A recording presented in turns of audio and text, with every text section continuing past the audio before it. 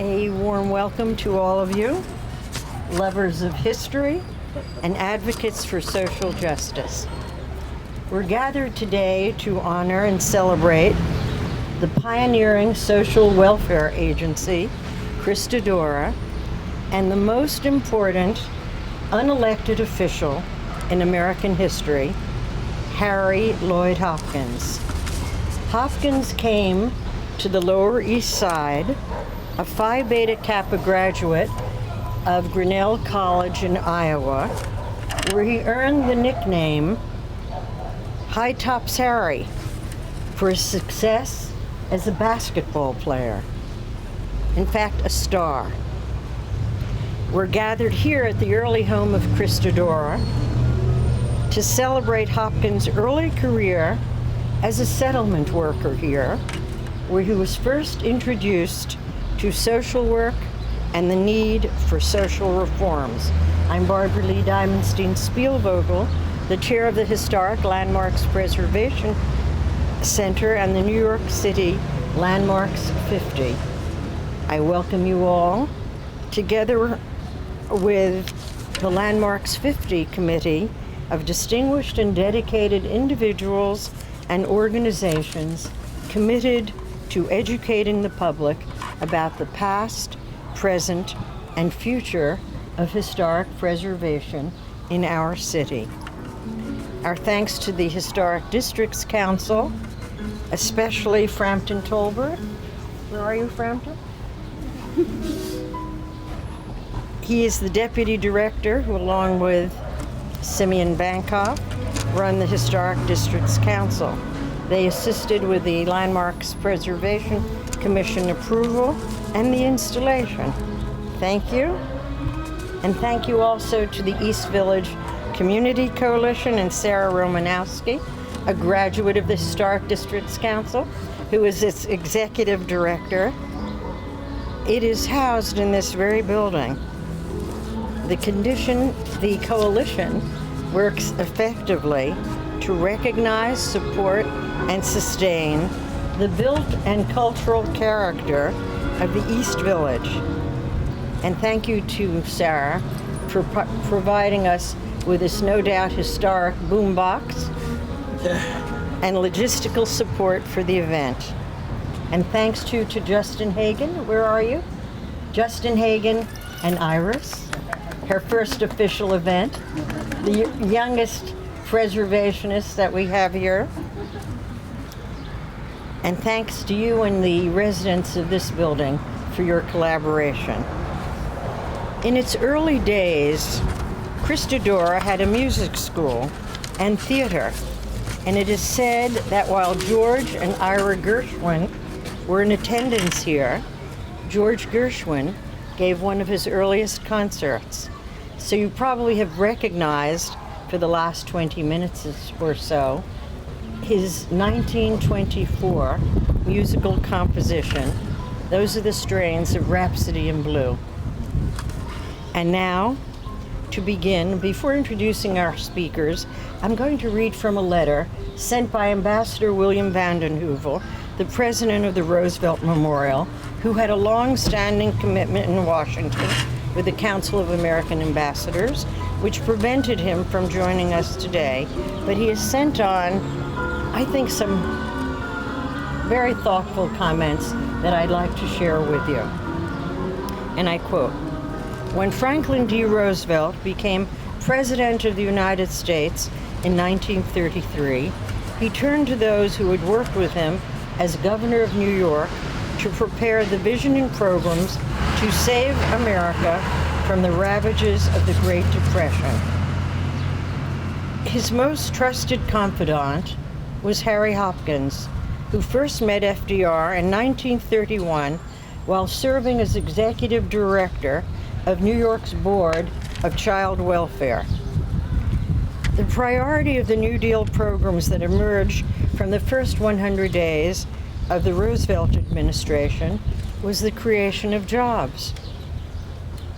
Among the agencies organized to deal with the crisis was the Works Progress Administration, the WPA, and Harry Hopkins was appointed its director. The cascade of WPA projects not only employed millions of workers, but essentially built the infrastructure of this nation, giving us roads, bridges, parks, schools, and airports. Harry Hopkins helped the planning for the Civilian Conservation Corps, the CCC, that put young men to work all over the United States to save our forests and rebuild our nation. In 1938, President Roosevelt appointed Hopkins as Secretary of Commerce, but ill health cut short his cabinet status after a year's service. Then, FDR invited Hopkins to move into the White House, where he worked to the full extent of his energies in helping to elect FDR in 1940 to an unprecedented third term. He assisted the president in the multiple problems that emerged as World War II shadowed the nation. President Roosevelt trusted Hopkins above all of his other aides. He sent him to Great Britain to establish a relationship with Winston Churchill. He accompanied President Roosevelt to all of the wartime conferences and continued to serve his president and his nation beyond any call to duty. The success of the New Deal owes much to his service. It was a genius that he carried over to diplomacy and an understanding of international affairs. His friendship with Franklin Roosevelt and the fact that he had earned the trust of both Churchill and Stalin enabled Hopkins to assist the president in ways that reminds us yet today of his extraordinary service to America. That is the end of Ambassador Vanden Heuvel's appreciation. And now, remarks by distinguished authorities on Christodora and the life and accomplishments of Harry Hopkins. Our first speaker, Tanya Pushin, a highly respected analyst with Davis Advisors and a one-time associate editor at Forbes magazine, is the chair of the board of Christodora, a nonprofit, non-sectarian foundation offering environmental education and leadership training to motivated New York City public school students. To this day, Christodora's mission is to encourage the positive educational and developmental growth of New York City's youth through stimulating educational and challenging outdoor programs. Tanya Pushin. I first want to thank some of my fellow Christodora board members for being here, George Gowan, Eva Pomis, and we have Judy Rifkin, the executive director, and other members of the staff. Thank you. As most of you know, Harry Hopkins was the architect of the Social Security Act of 1935, one of the most important pieces of legislation passed by the FDR administration.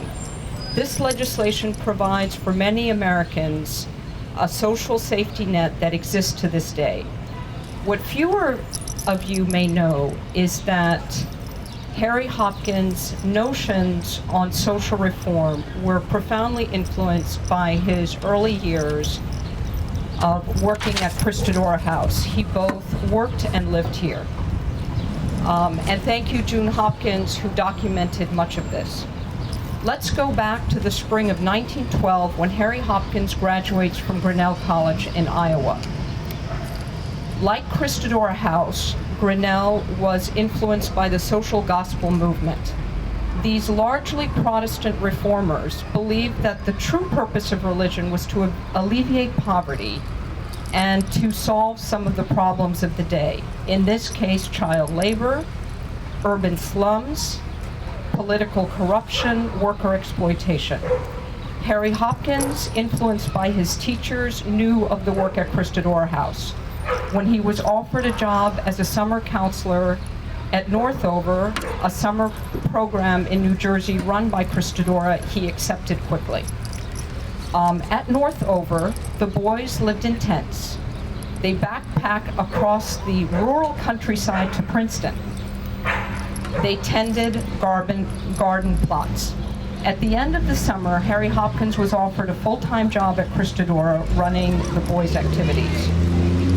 When Hopkins came to New York, he was deeply shocked by what he saw around him. This area where we were standing was teeming with people. These blocks of the Lower East Side had the largest concentration of immigrants in the U.S. By one estimate, there were 4,000 per block. It was not unusual for a family of 10 to share 3 small rooms. In 1912, most of the immigrants would have been coming from Russia, Poland, and the Ukraine. Christina McCall, one of the founders of Christodora, did not believe in charity per se. She believed in exposure and experiences that helped the immigrants better their own lives. To this end, she created social clubs, English language programs, vocational training, then hat making and sewing, and music lessons. The Poetry Guild at Christodora sponsored readings by Robert Frost, Edwin Arlington Robertson, Sarah Teasdale, and others. Lyricist Ira Gershwin attended these readings, and his brother George gave music lessons. As Barbaralee mentioned, George Gershwin gave his first public performance March 21st, 1914, on the 3rd floor of Christodora House. In 1928, Christodora raised the 3 existing tenement buildings where it had operated to build the 16-story building. At the time, it was one of the most expensive buildings built. It housed a music school, a poets guild, a playhouse, a swimming pool, even dining halls. Shortly after World War II, the city, citing eminent domain, took over the facilities. Now, I asked myself, if Harry Hopkins were to return today, would he recognize Christodora? I think if he were to look around, he would be stunned by the improvement in the neighborhood. He would also be surprised to learn that Christodora is now on East 53rd Street. But I think he would have recognized many of the programs. As in 1912, access to pristine nature is difficult for the less privileged members of our city. We continue to run camps in the Berkshire and in conjunction with the Yale Forestry School. In the camps, you have boys living in tents, backpacking, tending organic plots. It is with great pride that I stand before you today, knowing that this 116-year organization attracted the talent and dedication of such a brilliant American as Harry Hopkins. Thank you. Thank you. The resident historian at the Roosevelt Institute at Hyde Park, Dr. David Woolner, is also Associate Professor of History at the Marist College. He is a specialist in Anglo-American relations and U.S. foreign and economic policy under Franklin Delano Roosevelt. His book, The Frustrated Idealists, Cordell Hull, Anthony Eden, and the Search for Anglo-American Cooperation, 1933 to 1938, will be published by Prager Press this year. Dr. Woolner, thank you for joining us. First, let me thank Barbaralee for inviting me to be here today. It's a great honor to be a part of this ceremony for me personally, and I also want to thank you and the organization for all the great work it does preserving these wonderful neighborhoods in New York. Thank you. It's great to see June Hopkins again. We finally figured out the last time we met was, I think, 1999, and of course it's nice to see Jonathan Alter again. I'm here to represent the Roosevelt Institute. The Franklin and Eleanor Roosevelt Institute is originally based in Hyde Park, New York. Now we have offices as well in New York City. I have a little bit of a personal connection in the sense that I was born and raised in Rochester, Minnesota, which of course is the home of the Mayo Clinic where my father spent his career, and of course where Hopkins went to receive treatment more than once in the late 30s and of course in the 1940s. Quote, devotion to public good, unselfish service, never-ending consideration of human needs are in themselves conquering forces. Democracy, he went on, looks to the day when these virtues will be required and expected of those who serve the public officially and unofficially. Certainly, if any man embodied these virtues, it was Harry Hopkins. In fact, you could argue or speculate that FDR might have been thinking about Hopkins when he talked about ceaseless devotion to the public good and never-ending consideration of human needs when he made these remarks. It was Hopkins who would set the bar for the type of public service that FDR expected to come out of the New Deal. And as has been mentioned, he was the chief administrator of the Federal Emergency Relief Administration and the Civil Works Administration, the Federal Surplus Relief Administration, and of course, finally, the director of the WPA, which employed 8.5 million people in its existence and built much of modern America, including much of New York City. Skyline Drive, or the East River Drive, and Cross Country Parkway, and LaGuardia Airport, etc. So we owe a great deal of debt to Hopkins for what happened in the 30s. And in short, Hopkins became what we might call the whirling dervisher at the center of the New Deal. A man of boundless energy who was known as a doer, a man who could get things done, who eventually became indispensable to Franklin Roosevelt. Perhaps then it should come as no surprise that on the 10th of May, 1940, which is the very day that the Nazi army launched its ferocious attack against France, and the very day that Winston Churchill became Prime Minister of Great Britain, that Roosevelt should turn to Hopkins as he transitioned from his role, I like to say he was Dr. New Deal, now turning to Dr. Win the War. Hopkins dined with the president that night at the White House and was invited by Roosevelt to stay the weekend, and he ended up staying 3.5 years. He became, in effect, what we might think of as a modern-day chief of staff, a position that had not yet been invented. The ultimate counselor, sounding board, gatekeeper, etc. He also became very deeply involved in the development of U.S. wartime strategy and diplomacy, which was not a role that you would think of when you were thinking of a man so dedicated to social and economic issues. Henry Stimson, in fact, made the remark once that it was phenomenal how quickly Hopkins, quote, came to understand the basic principles of grand strategy and to shape his whole thinking and his course of actions accordingly. The British referred to Hopkins as, quote, Franklin Roosevelt's own personal foreign office. And it's no wonder, because of course, as has been mentioned, he played a critical role in fashioning the special relationship that developed between Churchill and Roosevelt during the war. And it was Hopkins that Roosevelt turned to in the critical months of January and February 1941, when it really became vital that the United States support Great Britain and extend a hand of help through the execution of Lend-Lease. With isolationism still strong in the country and in Congress, it was very important in those critical days that Roosevelt and Churchill developed a strong bond and worked together. And yet, you know, they had been corresponding, but they didn't have quite the relationship that they would famously have. Partly because Roosevelt, of course, didn't like to travel, and if the president were here today, none of you would have been allowed to come to the sidewalk until the Secret Service had come along and put up a fancy podium with bars on it so that I could lock my braces into place and stand here and talk to you. It's great difficulty for Roosevelt to travel. So he needed someone he could trust to send to London, and he sent Hopkins. And Hopkins not only was a man that Roosevelt had deep trust for, but it was a man that Churchill learned to trust. Reflecting on Hopkins' visit, Roosevelt said he was sending Hopkins to London, quote, so that he can talk to Churchill like an Iowa farmer.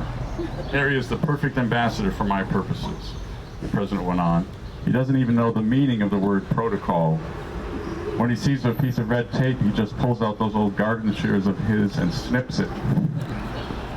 So Churchill and Churchill and Hopkins got along famously, and Churchill, of course, was so taken with Hopkins' manner and his way of speaking directly to important issues that he started calling him Lord Root of the matter. We go from this to strength to strength. Hopkins then became vital to establishing this close relationship between Churchill and Roosevelt in these critical months of the war. He would go on to take part in the Atlantic Charter Conference later that summer. He would go on to take part in all of the wartime conferences, Casablanca, Cairo, Tehran, and of course, ultimately, Yalta. He played a really key role at Tehran. In fact, that probably was the high point of his career during the war. Following Tehran, Hopkins unfortunately became quite ill again. He had to return to Rochester to the Mayo Clinic to recover, and he was out of action for about 7 months or more. And he also, at that time, moved out of the White House, and his influence with Roosevelt in those months began to wane. But then when Roosevelt decided to get back to Yalta, Hopkins once again came with him, and he played a very important role at Yalta, again working himself into very difficult physical shape, and had to go back directly from Yalta to Rochester, Minnesota, back to the Mayo Clinic to recover. And Roosevelt and Hopkins would then never see each other again, as Roosevelt passed away in April of 1945. So I think in reflecting, these are mine here. Oh, these are mine, sorry. In reflecting on that original quote, which I wanted to make sure to get right, I think there's no question that FDR was correct when he said that Hopkins, or characterized Hopkins as a man whose devotion to public good, unselfish service, and never-ending consideration of human needs are indeed themselves conquering forces. Hopkins was a man who definitely helped us conquer the great hardship of the Great Depression, and of course bring us to victory in the Second World War. Thank you very much. Thank you, Dr. Woolner. That was really of great interest and importance. Now it is my pleasure to introduce Dr. June Hopkins, Chair of the History Department of Armstrong Atlantic State University in Savannah, Georgia. She is the granddaughter of Harry Hopkins, who specializes in U.S. social history, excuse me, with an emphasis on welfare history, the Great Depression, and the New Deal. Her book, Harry Hopkins, Sudden Hero, Brash Reformer, was published in 1999. She is also the co-author of the 2003 volume, Jewish First Wife, Divorced, the correspondence of Ethel Gross and Harry Hopkins. Thank you, Dr. Hopkins, for traveling from Savannah to be with us. Your appearance here is very important to all of us. Thank you. I am so grateful for the efforts made by Barbaralee and the Historic Landmarks Preservation Center to create this memorial to my grandfather, Harry Hopkins, here where it all started. And many thanks to Tanya and Judy and the Christodora Board of Directors. It is because of them that the good work of Christodora lives on. About 100 years ago, Harry Hopkins, fresh out of Grinnell College in Iowa, began his career as a social worker at Christodora Settlement House. He stayed for a very formative year. Hopkins went on to fame, if not fortune, as a public servant. As President Roosevelt's Federal Relief Administrator, providing jobs for the unemployed during the Great Depression, and then as the President's advisor and emissary during the Second World War. It is very clear from the records that Hopkins was inspired by his experiences here and by Christina Isabel McCall, the founder of Christodora House.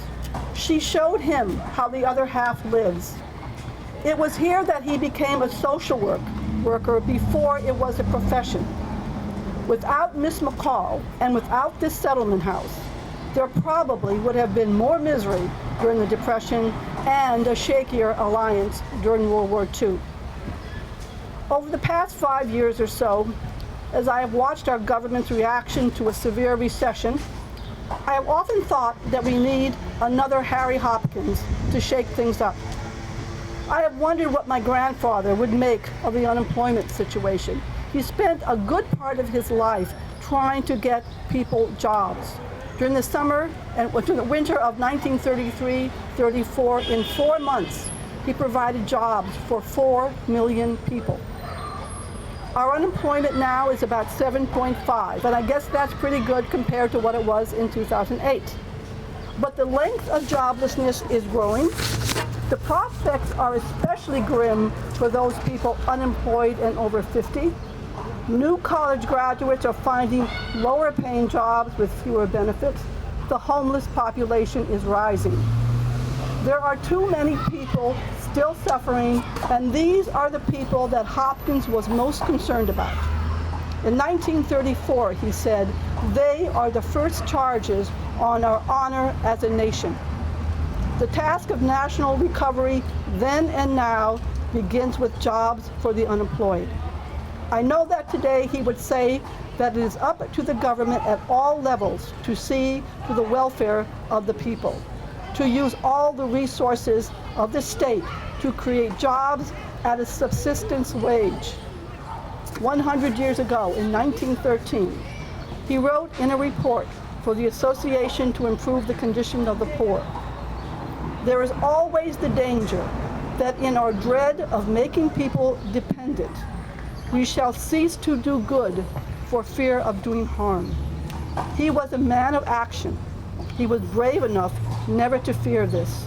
He had great faith in the American people, and he left our nation much the richer for it. Thank you.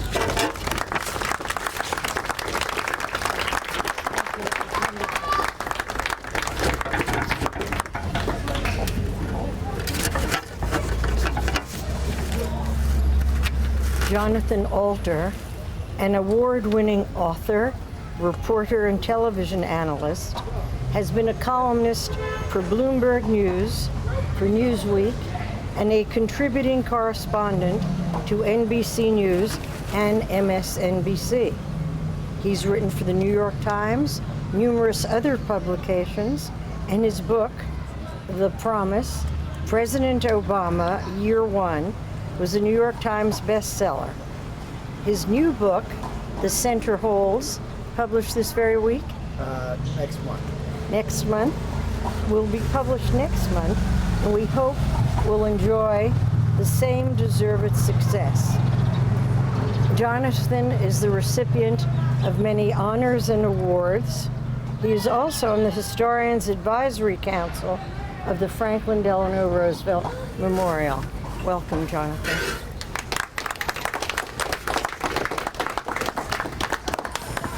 Thank you, Barbaralee, and thanks everybody for coming. You know, I hesitate to do this because normally I'm embarrassed when the introduction is too long, but people might ask, why is this guy here? And actually my first book was about Franklin Roosevelt. It's called The Defining Moment, FDR's 100 Days and the Triumph of Hope. And so I just wanted to sort of contextualize a little bit with that, if I could. And interestingly to me, in researching Roosevelt's presidency, I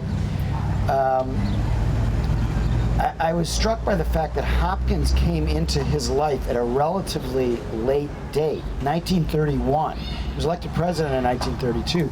Roosevelt had a history with settlement houses like Christodora. He'd actually fallen in love with Eleanor more than 100 years ago, in part because she would tell him about her accounts of coming down and working on the Lower East Side, and she brought him down to see some of her work in the settlement houses at that time. And Hopkins, unbeknownst to Roosevelt, was really, through the early decades of the 20th century, he defined social work. He actually headed the National Organization of Social Workers and dramatically expanded. He was, whirling dervish is a perfect way to describe him. Everything he touched got bigger and better run. And in that sense, I think he kind of embodied the spirit of New York, even though he wasn't a native New Yorker. He was a mixture of just astonishing competence and inspiring compassion. And so early on, for instance, tuberculosis was a problem. He took over the Association of Tuberculosis, to fight tuberculosis, dramatically expanded it and improved the treatment of that disease. Then when Roosevelt was governor of New York, he did the same for early relief efforts in New York State. And people don't realize it now, but the idea of jobs programs was a new thing. The idea that we had a responsibility to each other. What my new book is really about is that the whole social contract was on the line in this last election.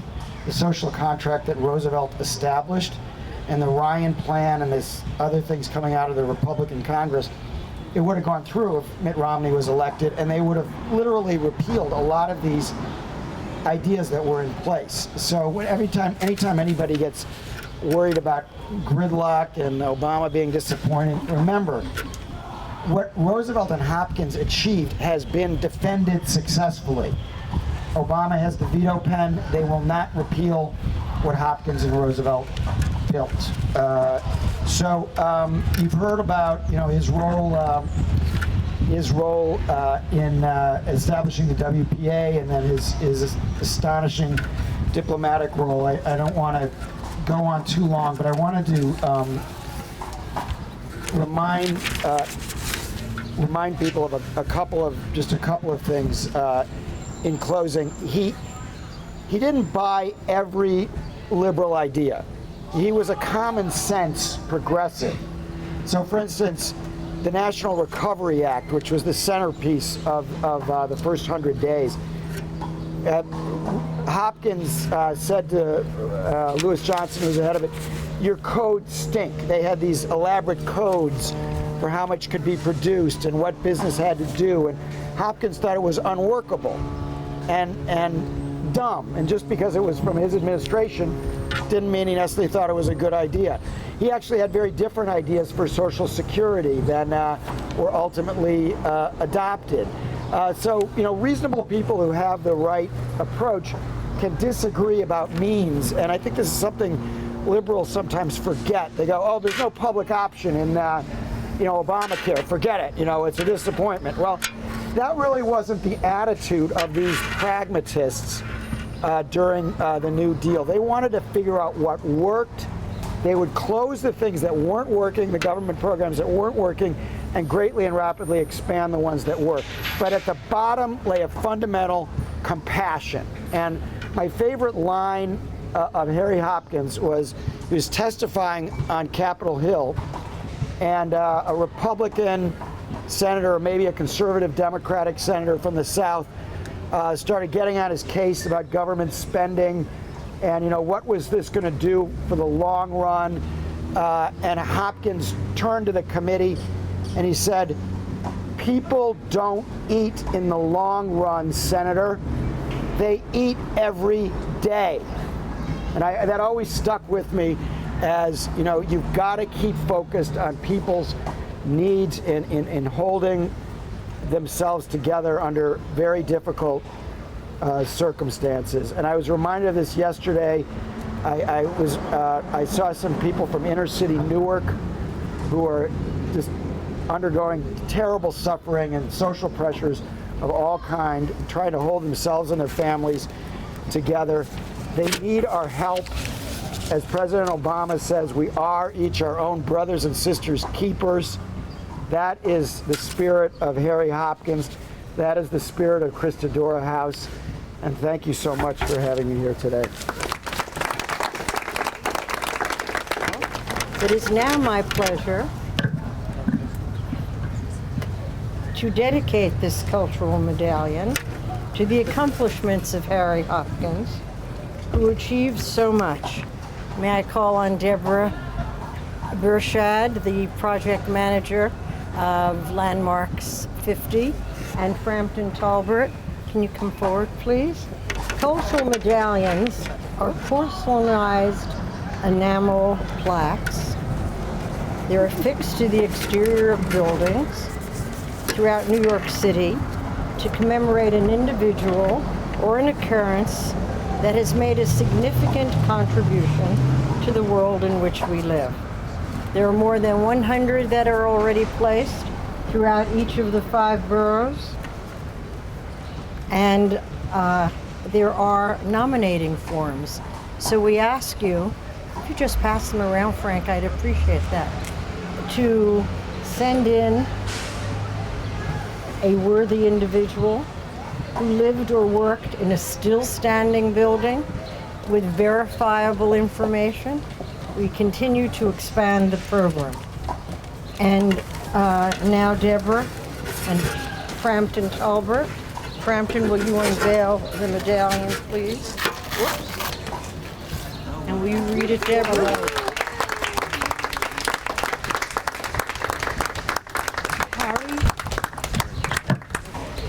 Harry Lloyd Hopkins, August 17, 1890 to January 29, 1946, 143 Avenue B, Manhattan. Harry Hopkins, one of the most influential non-elected officials in American history, became a settlement house worker in 1912 at Christodora, where his exposure to the struggles of new immigrants helped shape his thinking about social reform. Christodora, launched in 1897, was then housed in 143, 145, 147 Avenue B, and to this day continues its mission to help alleviate inequities among the underserved. In 1933, President Roosevelt asked Hopkins to implement the Social Security Act of 1935 and to direct the Works Progress Administration, which hired more than 3 million unemployed, to rebuild highways, bridges, public buildings, and roads. During World War II, he was Secretary of Commerce and FDR's personal representative to London and Moscow. In 1945, Hopkins helped arrange the Potsdam Conference for President Truman, who honored him with the Distinguished Service Medal.